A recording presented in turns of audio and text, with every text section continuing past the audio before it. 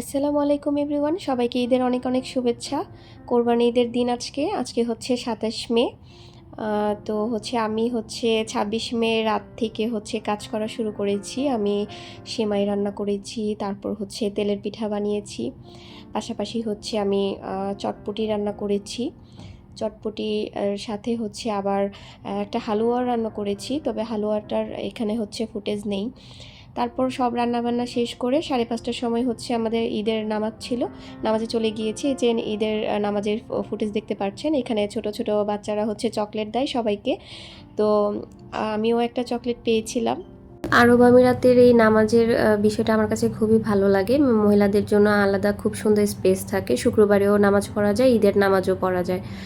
তো নামাজ শেষ করে আমরা বাসায় চলে এসেছি। বাসায় আসার পরে রাতে যে রান্নাবান্না করেছিলাম, এটা ছোট একটা আয়োজন আমার টেবিলের মধ্যে দেখতে পাচ্ছেন। এখানে ম্যাক্সিমাম খাবার সব মিষ্টি জাতীয় আইটেমটাই বেশি ছিল, ঝাল আইটেম শুধু চটপটি করেছিলাম। আসলে আমাদের এখানে এত বেশি গেস্ট আসে না, খুব বেশি রান্নাবান্না করলে দেখা যায় খাবার আবার ওয়েস্ট হয়, ফ্রিজে ফেলে রাখতে হয়। তো এই জন্য এত বেশি রান্নাবান্না এবার করিনি। তুলনামূলকভাবে আমি রোজার ঈদে এর থেকে বেশি আইটেম করেছিলাম, তখন কিছু গেস্ট এসেছিলো। তবে কোরবানি ঈদে আসলে ঈদের দিন কেউ কারো বাসায় আসতে চায় না, তো আমরাও কোথাও যাইনি, আমরাও বাসায় ছিলাম সারাদিন। তো এইভাবে আমার সুন্দরভাবে ঈদটা কেটেছে আলহামদুলিল্লাহ। সকাল থেকে তারপরে এসে নামাজ থেকে এসে হালকা নাস্তা করে আমরা দুজন ঘুমিয়ে পড়েছিলাম। দুপুরবেলা ঘুম থেকে উঠেছি।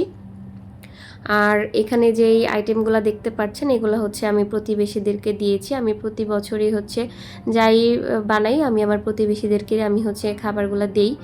তারপর দুপুরের দিকে চাউলের রুটি বানানোর জন্য ডো তৈরি করেছিলাম, কিন্তু এটা কষ্টের বিষয় ডোটা নরম হয়ে গিয়েছিল, রুটি হচ্ছিল না। সেই জন্য আমি যেন ডোগুলা যেন ফেলে দিতে না হয়, সেজন্য আমি পিঠাটা তৈরি করেছি এবং এটা রাইস কুকারের স্টিমারে দিয়ে স্টিম দিয়ে পিঠাটা বানিয়েছি। এই পিঠা আমরা সচরাচর আমরা বানাই এবং আমরা খাই, খুবই ভালো লাগে। তো নষ্ট না করে, ফেলে না দিয়ে আমি এটা কাজে লাগিয়েছি। আর গরুর মাংস রান্না করেছি একটু ঝাল ঝাল করে। তো এই ছিল আমার ঈদের দিনের খাওয়া দাওয়া। তারপর রাতে আমরা একটা মুভি দেখেছি, মুভি দেখে আমাদের ঈদের দিনটা সুন্দরভাবে উদযাপন করেছি। এই ছিল আমাদের ঈদের দিন। তো সবাই ভালো থাকবেন, সুস্থ থাকবেন, আর কথা হবে নেক্সট কোনো ভিডিওতে। আল্লাহ হাফেজ।